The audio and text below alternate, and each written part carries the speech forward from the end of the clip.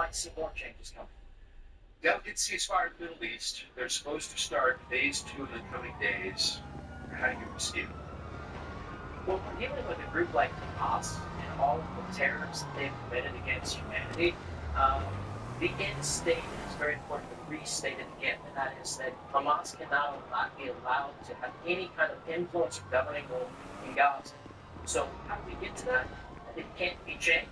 But how we get there through these hostage release, I think, is important to get people back home. But that goal is got to be the same. Otherwise, in a few years, Hamas will be back where one of its surrogates will be doing the exact same thing, killing babies and raping them. So we've seen the Iranian regime saber-rattling threatening Israel. No surprise there, I suppose, but is some of that for domestic consumption because they're so unpopular with their own people? Yes, I think that's a good estimation and calculation of the Iranian regime. It is much more brittle than most people could acknowledge. Internally, they have a serious problem.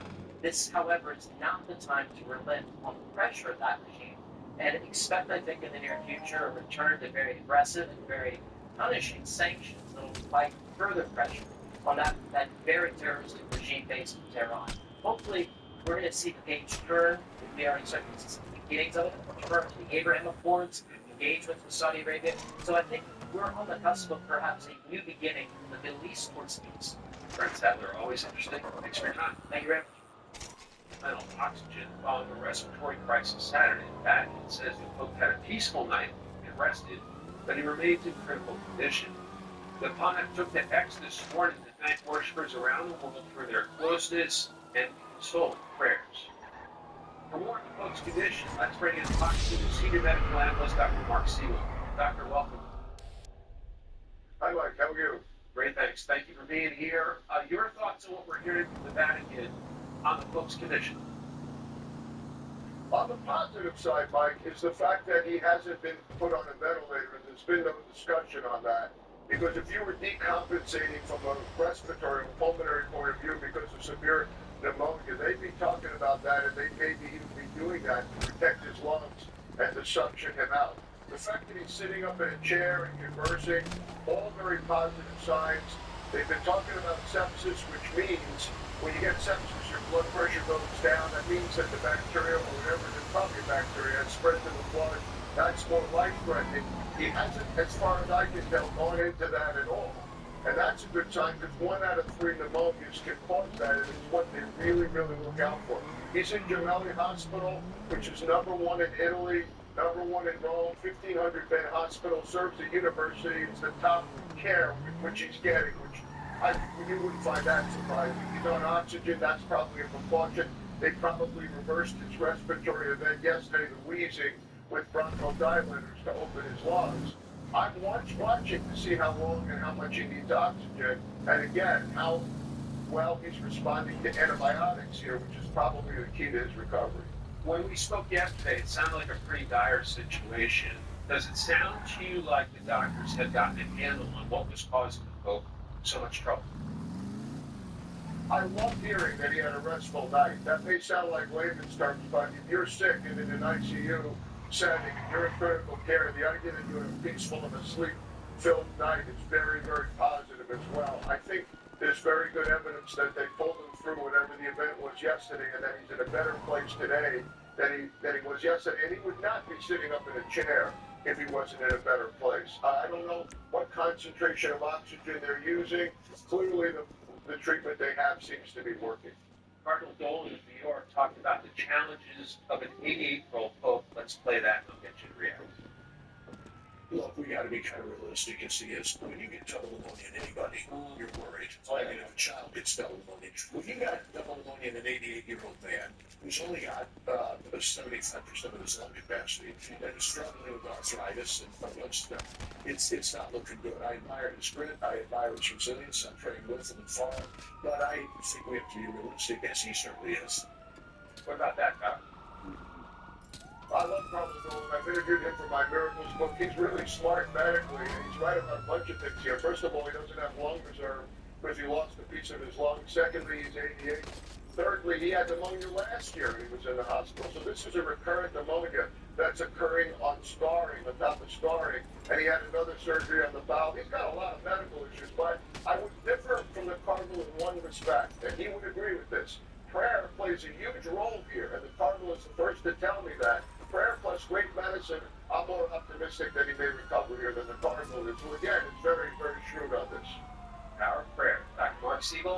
Thank you so much for your time and your analysis today.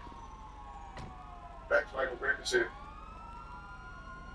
Polls are open in Germany for an early election that will impact European politics and financial markets. The first exit polls released moments ago show conservatives leading. Stephanie Bennett is live in London to explain why this high-stakes election is being watched closely around the globe. Stephanie?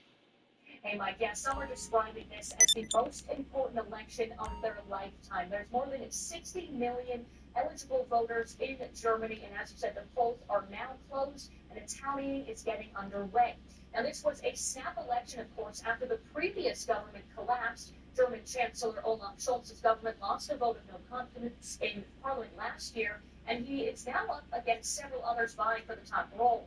The front runner is Friedrich Merz with the conservative ideal of the far-right anti-immigration Alternative for Germany, or AfD party. They're tipped to come second. Those exit polls released are now showing a victory to Merz with 28.5% of the vote, followed by 20% for the AfD party, a new record for them. Meanwhile, projections show Scholz's party has 16.5%. It's their worst ever result. Again, these are not official, but it's a good indication. Today, voters in southern Germany took to the polls in traditional attire. One voter said it's customary to wear it on Sundays for church, dinner, or to vote. Now, every voter gets 2 votes, one for a directly elected candidate and the other for a party list. Of what does he has due to the situation in Germany, and I think it's even more important that people vote. I hope for a change so that energy costs are affordable again, and that this country, which is now divided, that hopefully something will change, that things will get a little better with immigration, that we can get it under control.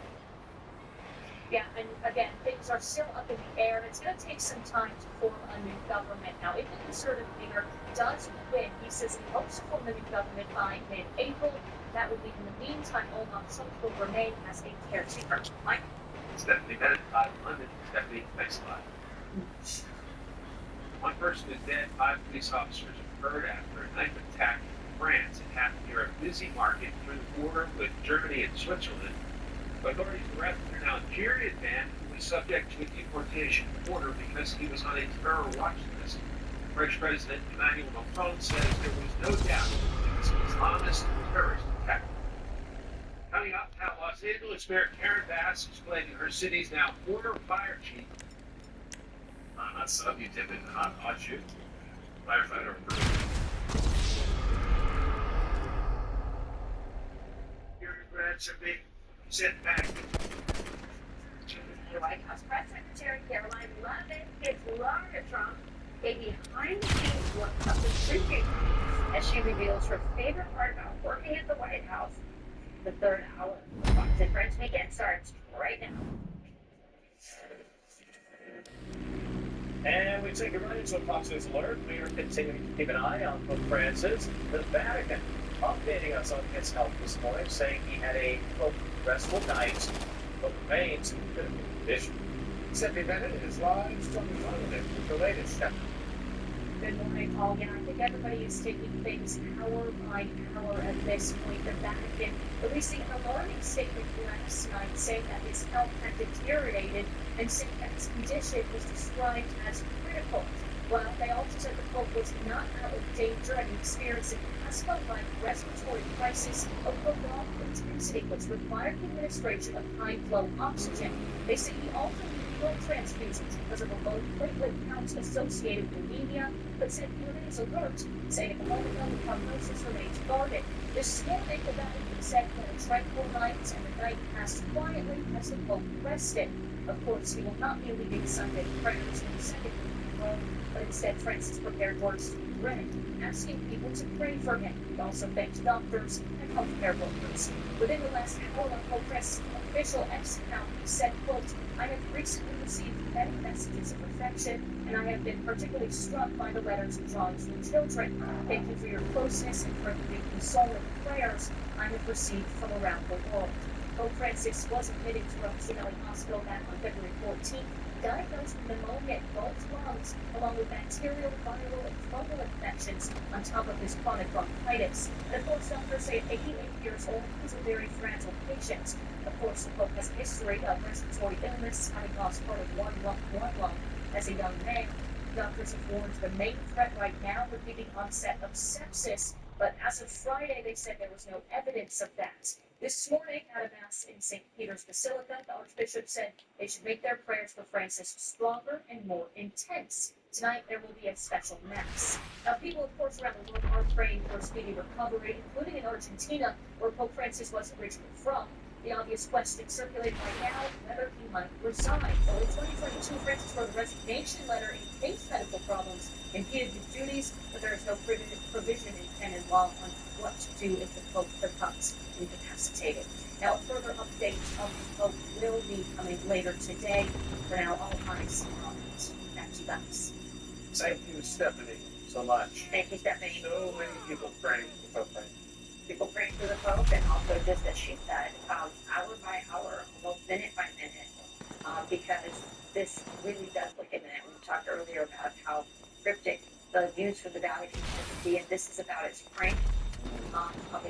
And hopefully all of those things are getting to him while he's in the hospital and give him encouragement. And for the people who are praying for him around the globe, I thought it was interesting that I didn't know until we started looking into this again this morning that there's really not a plan if the Pope is incapacitated, but we do know that he left a letter essentially saying that he would be resigning from the post if he became medically incapable of continuing.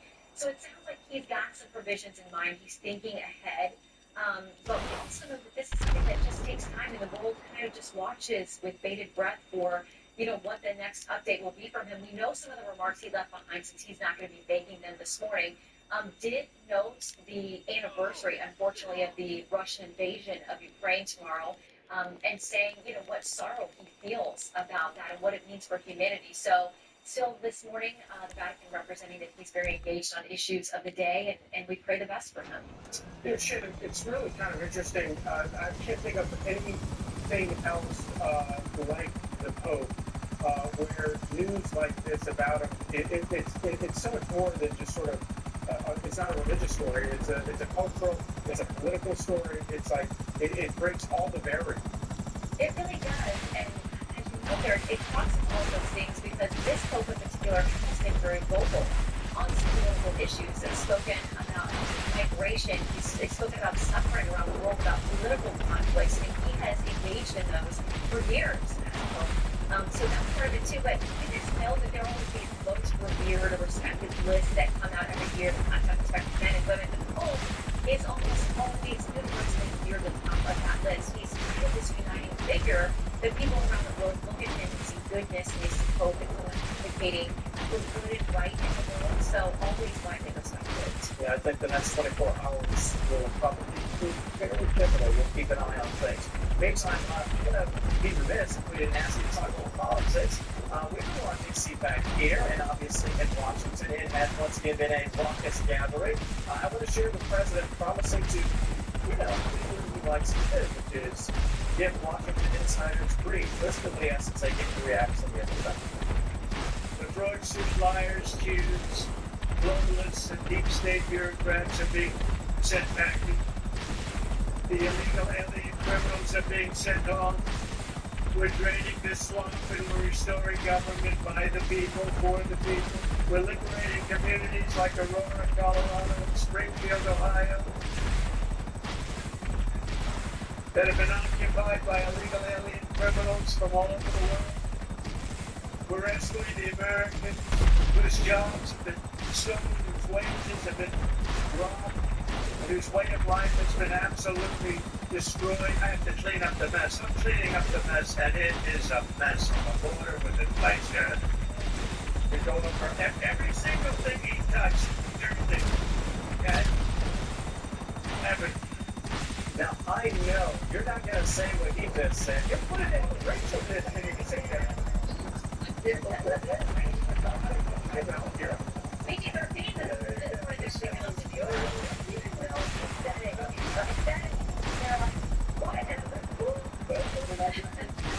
me what they say there, Shannon. No, he had 4 years to think about this. He had 4 years to sit back and really think about what he would do if he came back. So he's unleashed this flood zone, as Steve Bannon, Canton pointed years ago. And so Washington is kind of upside down. Obviously, we'll talk about that on the show this morning. one of the Democrats with us is Congressman Jim Himes, who's the ranking member on Intel. Democrats are back on their heels. I mean, they don't have any, or not much leverage on Capitol Hill. They've got some, but mostly they're having rallies. Sometimes there are only 5 people showing up, as we saw on Friday, outside the FBI. But they're flooding the courts as well, and that is their main tool to fight back. But it is a flood. It really is. President Trump each day another round of executive orders. He told people what he was going to do. Our Fox News voter analysis showed us people want this. They said they wanted major upheaval, major change, and they're getting it here in Washington, whether the folks who exist here in the establishment like it or not. It's interesting that you're saying that. And by the way, the polls are absolutely correct. And you actually feel that as you talk to people, a lot of people saying, people telling me, I can't wait to get up in the morning and find out what Donald Trump is doing next. One of the things that he's done is empowered Elon Musk to, take on the government bureaucracy, to take on the administrative state. And we're seeing what I think Charlie aptly called some growing pains, which is he sent out this email this week saying, hey, to all the bureaucrats, you need to, respond to this email and let me know what you did last week in your job. And if you don't respond, I'm going to take this as a resignation. Meanwhile, Kash Patel, who has just been installed into his department his agency at his department at the FBI, sent out a follow-up email saying, hey, hold on, we're going to assess all this. There's probably some legal issues he needs to deal with. And so you're seeing, obviously, everybody on board with this. I think a little bit of maybe we got to coordinate a little better. Yeah, I think it's a good word to use, coordination, because these agency heads are now, we're told, this, reporting that does not name names, but people, who are speaking behind the scenes say there is some frustration here in Washington, that there are people who are running these big agencies who are saying, listen, I'm in here, the president nominated me, I'm confirmed, I'm about his business, but when we do this in every single bit, I think maybe I lose people that we want to keep, and it's killing morale in some of these agencies. Like, let's press the pause button, let us do an analysis within our various agencies, like Kash Patel now as director of the FBI is saying, they want to be supportive of Elon Musk. The president is clearly supportive. What did he say this weekend on Truth Social? He said he needs to get even more aggressive. And then that, I think, led to this email that now federal workers are getting. But there are some concerns, clearly among Democrats, but even some Republicans who say, listen, right now the public's on your side. They hear about these crazy use of taxpayer dollars that they're definitely not for. Federal workers are not the most sympathetic character out there. But now you're going to turn the tide if you aren't careful and lose some of that, make these people more empathetic. If you don't do this in a more precision-like way that doesn't completely upend these agencies that do need to still operate in a way that they can carry out the president's agenda. One of the most fascinating storylines that we're all following, obviously, is the difference between today in terms of Donald Trump's relationship with Republicans on the Hill versus his relationship with Republicans 8 years ago during his first administration. And obviously, you always have that covered for us, and you've got a great show lined up for this ship with Republicans on the Hill versus his relationship with Republicans 8 years ago during his first administration. And obviously, you always have that covered for us, and you've got a great show lined up for today. Tell us a little bit about it. We do. So listen, he's clearly calling the shots on Capitol Hill. This pretty much Republicans are in line and really about the president's agenda, top of the list. Okay, so we have got 2 members of Congress, Jim Jordan, of course, Republican, Jim Himes, the ranking Democrat on House Intel. We're going to talk to them about foreign policy. We're going to talk to them about the budget showdown with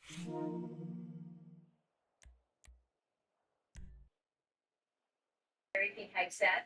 Listen, from the massive layoffs and dismissals and reassignments to the Pentagon, there's a lot to work through what happened on Friday night. And of course, Ukraine, the Middle East, China, we're going to try to get to as much of that as we can with them. By the way, Rachel, you've taken Charlie from us, at least temporarily. Please do not take Kevin as well. Yeah, we have shared custody agreements, maybe, at least that. I hope you heard him, by the way. I have a bone to pick with you because, okay, I called Pete Hegseth. I texted him and asked him to go to our job. So I'm going to keep these 2, and you got Pete. Okay, I gotcha. So like 3 names later, we'll do our trades.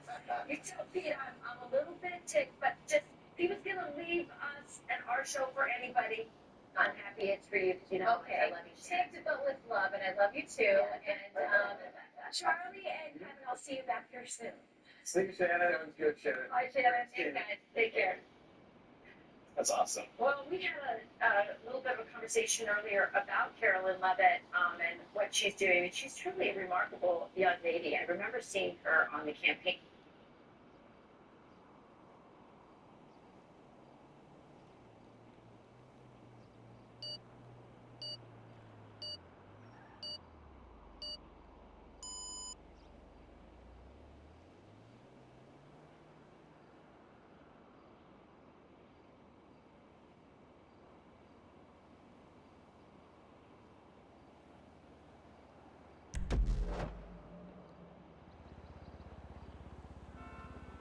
Who's coming?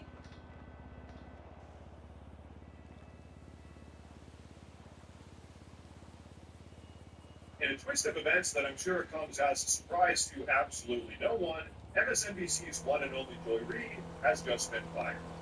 Now, Joy Reid, who is perhaps best known for her incredibly low IQ and her anti-white racist monologues, has been struggling with low ratings for years now.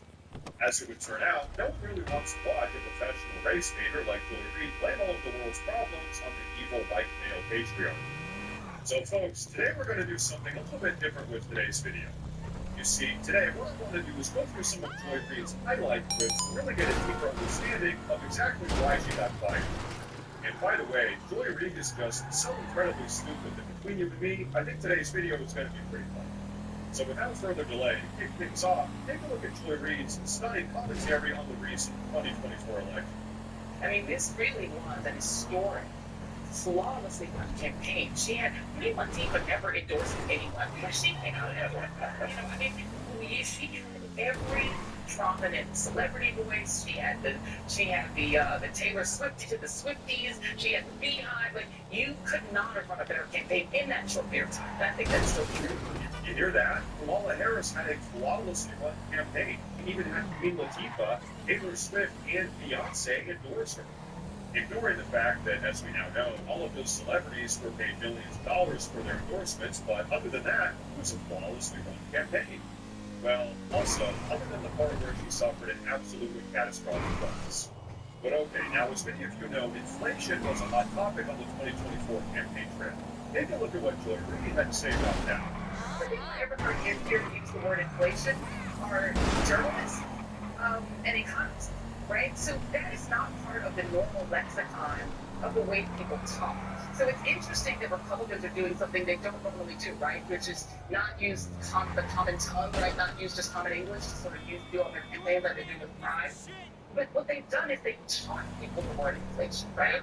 Most people who have never used that word ever in their lives are using it now because they've been taught it, including on TV, including in newspapers. They've been taught this word, and they sort of wrap this word or whatever it is that they really want to vote. Folks, like I said, Joy Reid is an absolute fool. She actually thinks that understanding inflation is akin to some secret, ancient, esoteric wisdom that the stupid, normal, everyday people just aren't smart enough to understand. In reality, I'd expect that she had never heard of inflation and she's just projecting her stupidity onto the rest of us. But okay, before we move on, I want to say, if you guys enjoyed the name of this coverage, please consider subscribing to the channel because it really does help a ton with my daily struggles against the YouTube algorithm. But okay, while we're talking about the 2024 campaign trail, take a look at what Joy Reid had to say about Trump's assassination. Here's the question that I ask. These two men are both elderly. Donald Trump is an elderly man who, for whatever reason, was given 9 seconds to take an iconic photo op during an active shooter situation. Weird situation, and we'll figure that out one day. But his survival event and bouncing right back and going right to his convention is being conveyed in the media world as a sinistry. This current president of the United States is 81 years old and has COVID. Should he be fine in a couple of days? Doesn't that convey exactly the same thing? That he's strong enough, older than Trump, to have gotten something that used to really be fatal. Bitch, this man got shot in the fucking head, bitch. You dumb hoe. isn't that exactly the same? It's not exactly the same. It's not the same incident, but it's an elderly man coming through out of it. It should. Did she really just try to make that comparison? Did she really just compare Trump surviving an assassination attempt, quite literally getting shot in the head, and then standing up and pumping his fist in defiance to Joe Biden getting sick for a couple of days? What an absolute idiot. But you know what was actually the funniest part about that? Not even Jen Psaki could keep a straight face. Even she couldn't help herself from laughing at just how stupid Joy Reid was. But okay, let's move on and hear from Joy Reid about why the evil Donald Trump must be stopped at all costs. In Project 2025, folks like Miller, Vance, and Trump want to nationalize their long-term goal of putting a stop to what they call anti-white racism. Anti-white racism. Yeah, because it's just impossible to be racist towards white people, right?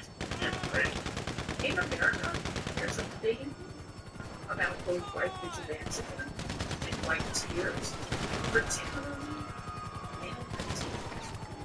It's really white tears because there's kickers, right? They can't run out because of three waterworks. This little thing can save you a ton of money and make sure that you don't get ripped off by another mechanic again. If you go to a dishonest mechanic, you don't. Yeah, so she's pretty much just a racist towards white people, which is probably why she's so worried about President Trump putting an end to all of this critical race theory bullcrap. But folks, between you and me, I'm sitting here wondering, how did Joy Reid get her job at MSNBC in the first place? Where did she come from? Let me just be clear. I got into Harvard only because of affirmative action. I went to a school no one had ever heard of in Denver, Colorado, in a small suburb. But someone came to Denver, Colorado to look for me.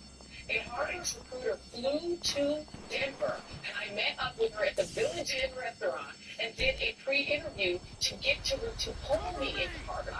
I was pulled in, and the school's like, oh, we're going to use the night. They took a quickly. It was literally not saying we're going to take an unqualified person and put them in Harvard. We're going to take a very qualified person who we would never know existed and put them in Harvard. That's how I got there. That's how Kaji got there. That's how Justice Jack, let's say, Justice Jackson got there. That's how Clarence Thomas got there. But the minute I arrived from my majority black little town, Montville in Denver, to Harvard, the first week or two that I was in class, my presence was questioned by white people. I was in this big conference class, and then some white students stood up and said, those students, the black students, they're only here because of affirmative action.